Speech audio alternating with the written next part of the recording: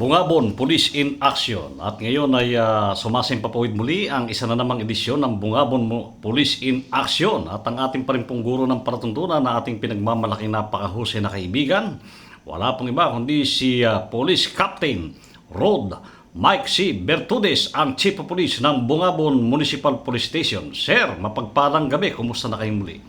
Mapagpalang gabi din po. Maraming salamat po, Kuya Romel.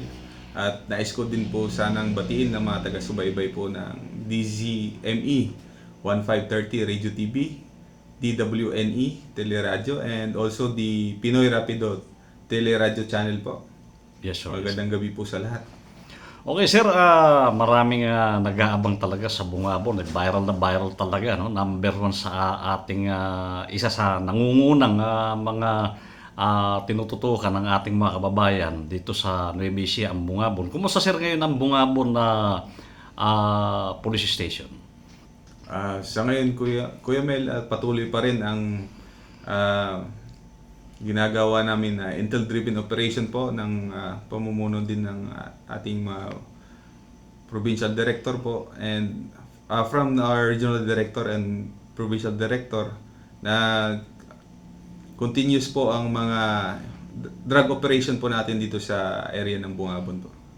Kumusta naman, sir, yung mga huli sa droga, baril, laging may huli. Huli, sir, kumusta, sir?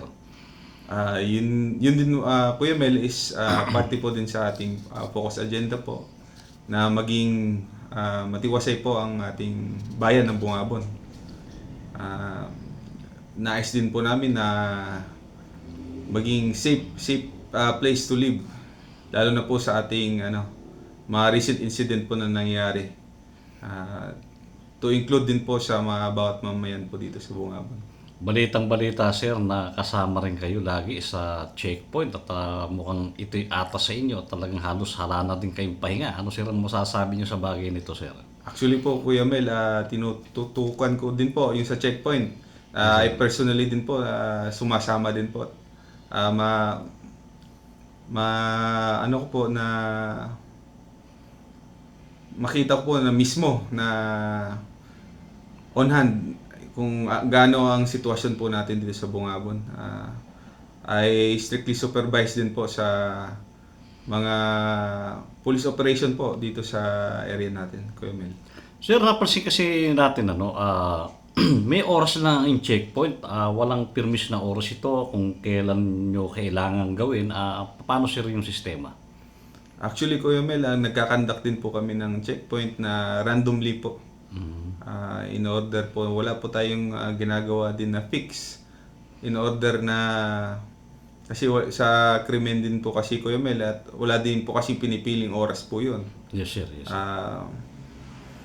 By means na random din po yung checkpoint namin, na hindi din po napapattern ng mga possible atrocities na nangyari dito po sa Bungabon.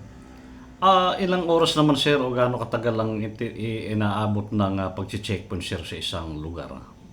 Usually, Kuya Mel, abutin po talaga ng 3 hours mostly. And umaabot po sa isang araw po, umaabot po ng 14 na checkpoint para matutukan talaga yung seguridad sa bayan po natin dito sa Bungabon. Balita namin, sir, nadagdagan na naman ang inyong trabaho dahil sa balitang nagkaroon ng pagwawala yung mga estudyante sa eskwelahan. May atas na ba, sir, sa inyo na maghigpit ngayon sa mga eskwelahan? Yes po, Kuya Mel. Iniigtingan din po namin na mag-conduct ng school visitation po at welfare check po sa bawat schools po. Lalo na po sa recent incident po na nangyari sa kabilang dayo po, naway iniiwasan din po natin na mangyari din po dito sa area po natin. May tanong tayong tinanggap, sir, dahil sa Pilipinas nga daw ay pwedeng ang minor de edad ay kahit makapatay ng sandamakbak ay hindi kakasuhan, hindi makukulong. Alam naman natin na meron tayong may mga terorista, mula sa ibang bansa, kasi walang ganun sa kanila, na nagre-recruit talaga ng maraming tao para sila ay makapanaig. At ang balita natin ay gumagalaw ang mga teroristang grupo na nakare-recruit ng mga Pilipinong minor de edad sapagkat yung sa Pilipinas nga naman nila gagamitin at ito'y maraming papatayin ay wala namang ikakaso. Ano sir masasabi niyo sa bagay nito kung sakali man totoo itong recruitment ng terorista sa mga minor de edad na Pinoy?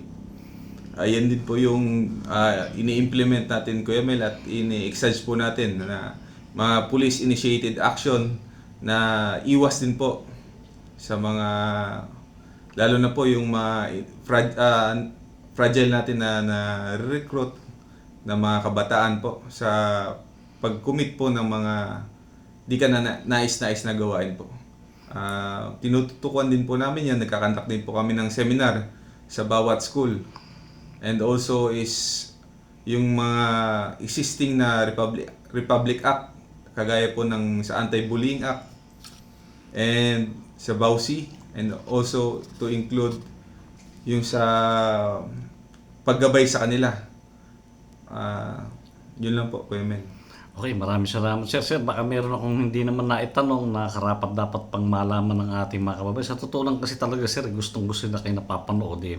Nasa iyo sir ang pagkakataon niya sir.